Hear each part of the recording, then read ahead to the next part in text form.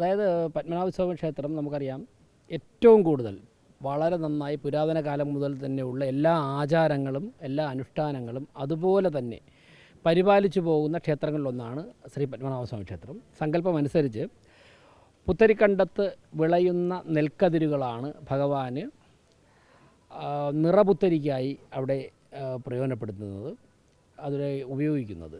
അത് എല്ലാ വർഷവും കോർപ്പറേഷൻ്റെ നേതൃത്വത്തിൽ ഇവിടെ നെല്ല് വിളയിച്ച് ഇവിടെ നിന്ന് കതിരാക്കി അമ്പലത്തിലേക്ക് കൊണ്ടുപോകാറാണ് ചെയ്യുന്നത്.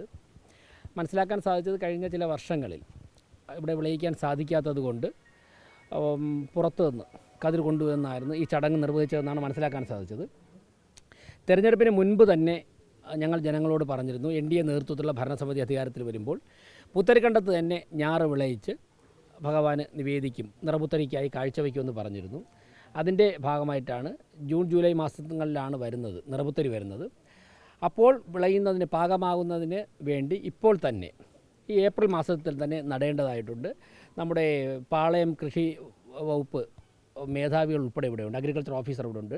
ശാസ്ത്രീയമായി അവരുമായി ചർച്ച ചെയ്ത് സംസ്ഥാന കൃഷി വകുപ്പിൻ്റെ ഉദ്യോഗസ്ഥരുടെ ഉൾപ്പെടെ സഹകരണത്തോടെയാണ് ഇവിടെ നിലമൊക്കെ ഒരുക്കി, ഇന്നലെ തന്നെ ഒരുക്കി. അതോടൊപ്പം തന്നെ ഇന്ന് ഞാറ് നട്ടത്. വളരെ സന്തോഷമുണ്ട്.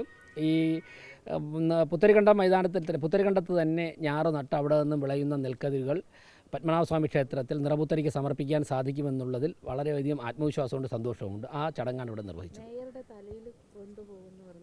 ആചാരം എങ്ങനെയൊക്കെ ആയിരുന്നു അതുപോലെ തന്നെ എല്ലാ ആചാരാനുഷ്ഠാനങ്ങളും അതുപോലെ തന്നെ നിർവഹിക്കാൻ ഈ ഭരണസമിതി പ്രതിജ്ഞാബദ്ധമാണ്. ഞങ്ങളൊക്കെ തന്നെ ഞങ്ങൾ പറഞ്ഞിട്ടുണ്ടല്ലോ, തിരുവനന്തപുരത്തെ കണ്ണിലെ കൃഷ്ണമണി പോലെ കാത്തു സൂക്ഷിക്കുമെന്ന്.